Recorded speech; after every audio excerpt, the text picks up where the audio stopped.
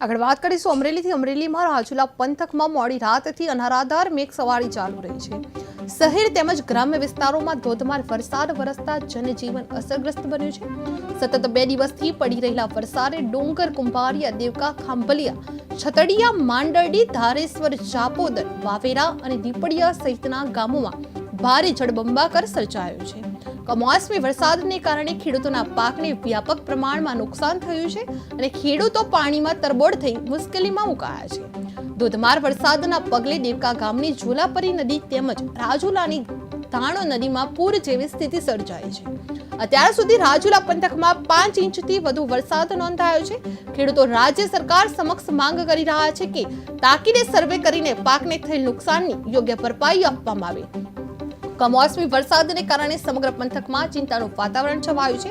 અમરેલીના રાજુલા પંથકમાં ધોધમાર વરસાદનો તાંડવ સર્જાયો છે। ડુંગરથી માંડરડી સુધી મેઘરાજાની મહેર થઈ છે। કમોસમી વરસાદથી ખેડૂતોના પાકને ભારે નુકસાન થયું છે। ઝોલાપરી અને ધાણો નદીમાં ઘોડાપૂર ઉમટ્યું છે। ખેડૂતોને માંગ તાકીદે નુકસાનીનો સર્વે માંગી રહ્યા છે।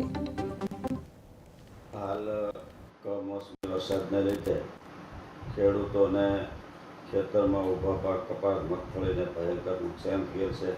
તેમજ ખેતરોમાં ફૂટ 2 ફૂટ સુધી પાણી ભરાયેલા હોય, જેથી ખેડૂતના પાથરા છે, મગફળી તૈયાર મગફળીને તણાયેલ છે। તેમજ ખેડૂતોનો કપાસ જે વીણી હતી એ કપાસને ભયંકર નુકસાન થયેલ છે। અને ગત રાત્રિના 7 થી 8 ઇંચ જેવો વરસાદ પડતા ધાતરવડી નદીમાં 4 થી 5 ફૂટનો ઓવરફ્લો છે અને ખેડૂતોના જે ખેતરમાં ન હાલવાનું ત્યાં પાણી હાલેલ છે અને ખેતરોમાં હાલ ફૂટ 2 ફૂટ 3 ફૂટ પાણી ભર્યા હોય। તો આ બાબતે